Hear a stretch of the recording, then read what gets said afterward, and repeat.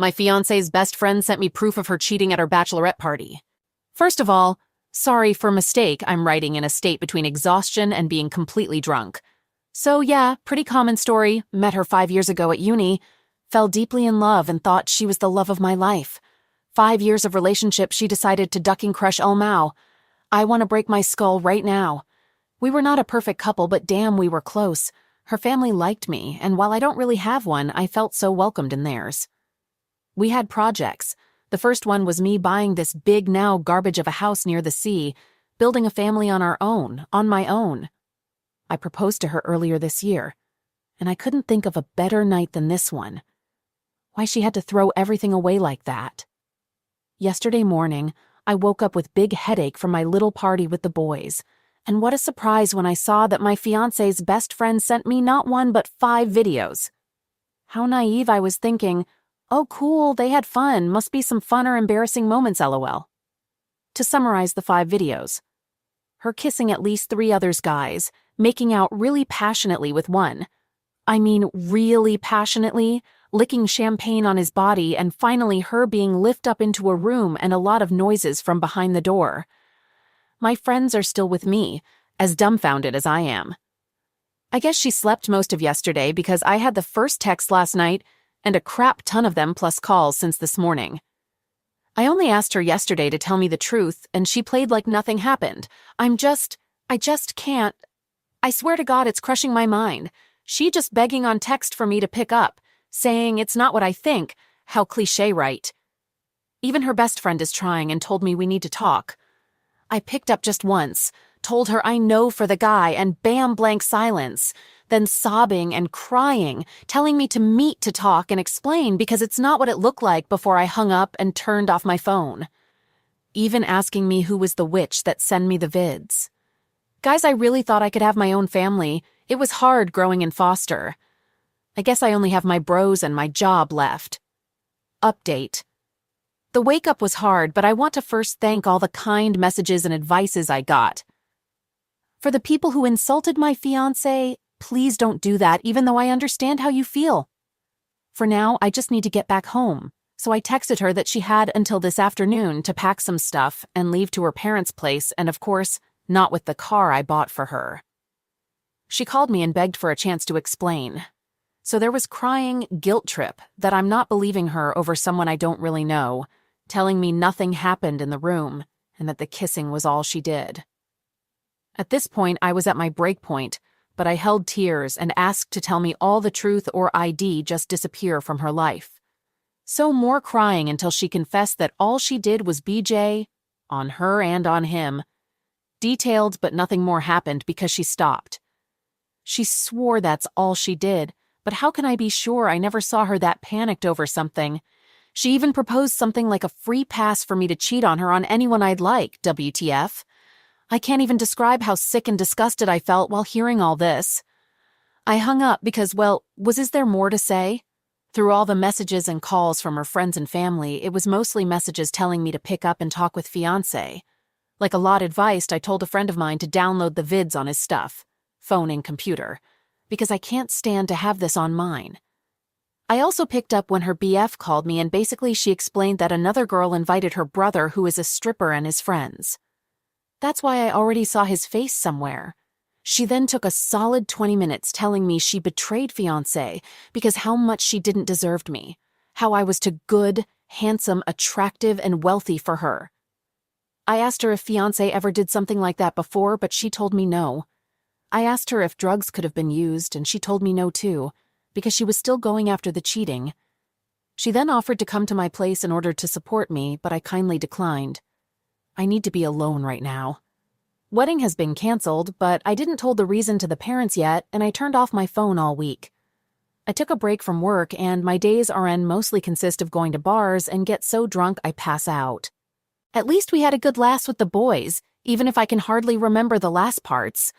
Thanks again. Never thought this would blow up that fast. I'm kind of a very introverted person. I meet my current friends, only have 4 but can't thanks them enough, through my fiancé. She was the popular type in uni while all I did was studying and playing basketball. She was my first relationship, my first time, my first everything.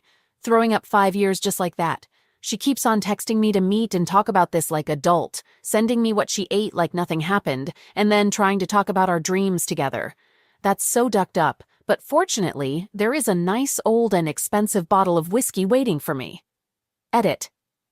Also, for all the people telling me to get with her best friend, it is not my priority. Fiance contacted me again and offered me to monitor all her accounts, not drinking or going out without me, etc. I'm not a jail guard. It will be my last update on this. I won't post anymore, and mostly delete this account later. Edit 2. The story hit TikTok, thanks for telling me, and my step-family saw it through the younger brother. I won't update anymore, but thanks everyone. Alright, after almost 3 months since my last post, I thought I owe you all an update after everything that happened. The last months have been a roller coaster of emotions, but I guess it's all part of moving forward. As promised, I deleted the original account, but before that, I collected the videos that her best friend sent me onto a thumb drive, and I returned the ring that I had given her. It was a bittersweet moment as I sent it via courier to her parents' house along with the thumb drive and a letter explaining that the wedding was canceled. There was something final about it, like shutting a door that I don't think will ever open again. Shortly after, I found her stuff on my porch. It was neatly packed in boxes, and the key to my house was on top of the pile. I felt a strange sense of emptiness and relief seeing those boxes. I have stayed mostly no contact with her. However, she tried multiple times to reach me, through texts, calls, even showing up at my place crying. Every time I turned her away, ignored the texts, the calls. It was easier than I thought it would be, maybe because the betrayal cut so deep. Her parents did try to reach me, after receiving the package, I guess. I chose not to answer those calls. As much as I had been part of their family, their daughter had ruined any bridge that was left. Her best friend has tried reaching out to me a couple of times, offering support, and apologizing for her role in what happened. I appreciated it, but I didn't think it was appropriate to stay in contact with her. I took some time off from work to try and get my head straight. It was hard in the beginning waking up in that big house alone. Every room reminded me of her, so I decided to make some changes. I redecorated, moved around the furniture, painted some walls. The house started to feel like mine, and the memories of her started to fade a little. I also started spending more time with my friends. They've been a great support system and helped me get through the toughest times. And for those who suggested therapy, thank you. I started seeing a therapist a couple of weeks ago, and it's been really helpful in processing everything that happened. I've also been trying to focus on my career and personal development, focusing on myself for the first time in a long time. It's not easy, but I am trying. So, that's where I am now. It's not great, but it's getting better every day. The pain is still there, but it's more of a dull ache than a sharp sting. I'm not sure if I'll ever fully get over this, but I know I'm moving forward. Edit. To everyone asking, no, I haven't started dating yet. I think it's too soon. I need some more time to heal. I'll get there eventually, though. Edit 2. For those asking about the car, I did take it back. It was in my name after all. Today I caught my wife of nearly 4 years cheating on me. Bit of background. My wife was going on a night out with one of her girlfriends. Her friend picked her up and they went into town. Wife forgot her key. I needed to keep the back door unlocked. It gets to 1 a.m. I send her a text saying, don't be too late due to the door being open. No response. 2:30 a.m. still not home. At this point, I start calling, but there is no answer. Fast forward to 8 a.m. 70-ish calls later and still no sign of her. I was very worried at this point. Backtrack a little to around 1 a.m. when I notice on her laptop, which she left on but on the lock screen, a notification of a Facebook message from a random guy telling her what bar she was in, but then no further messages. So then this morning she finally texts me to say she is at her friend's. I then check the laptop again and see an exchange of messages between her and said friend. I can't see what wife is saying, just friend's responses. The friend was asking if she was home yet and when she would go home. She then asked her wife, what is your story? I will make sure I stick to it. They then planned the story about why she had to take a taxi home, and a friend was saying, don't worry, for all he knows you were here asleep in my spare room. After a few further messages, the best message of the lot was sent. So how big was his Johnson then? I photographed all the messages. Later, when my wife returns home, at first I play it cool like I don't know what went on. She is walking around the house acting perfect like nothing was wrong. Eventually, I confront her and show the messages. At first, she swore blind she was at the friend's house and that I could call her to check that. Of course I could. They had already got their stories straight. When I showed her the last message, she eventually admitted she was at this guy's house, slept in his bed, but nothing happened. I calmly left the house with her yelling at me to leave. 12 hours later, I am now not speaking with her or responding to messages. She started saying she did nothing wrong and that I was the one throwing it all away. Apparently, me leaving was proof I never loved her. Now we are at the borderline emotional blackmail stage, claiming she is heartbroken along with her son, not mine. He is from a previous relationship. I feel she is trying to make me feel bad about leaving, like I should go running back to her. She broke my trust, and for me, that's the end. She still swears nothing happened between them. I don't have solid evidence they did sleep together, but I feel the evidence strongly points towards that. She wants to talk like adults and sort things out. In all honesty, I don't even think this is the first time she has done this. Now I know she is capable of it. How do I get past this? Currently, I have zero intention of going back to her. I don't know what to do with myself. Any advice on how to handle this? Edit 3. It all kicked off today, but of a long update. After work, I needed to call into a few shops at a local shopping park. When I returned, wife was there in the friend's car, blocking the driver door. She had the spare key and would allow entry. After giving plenty of warning, I called 101, police non-emergency line on the advice of her mother, to report the incident. A few minutes later, the friend moved the car. Wife jumped in and wouldn't allow entry. She started the engine, rolled the window down and shouted, "Nobody upsets my son. This is your fault. I'm going to smash the car up." She then drove off.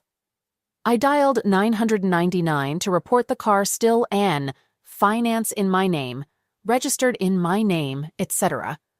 An officer arrived and after speaking with me said it was a civil matter and no crime was committed. The mother then called to say wife returned home without the car. The officer went round to question her. She refused to say where it was. Nothing was done. I've been out with a friend searching for the car. We heard a rumor it was in a car park in a small village about 20 miles away.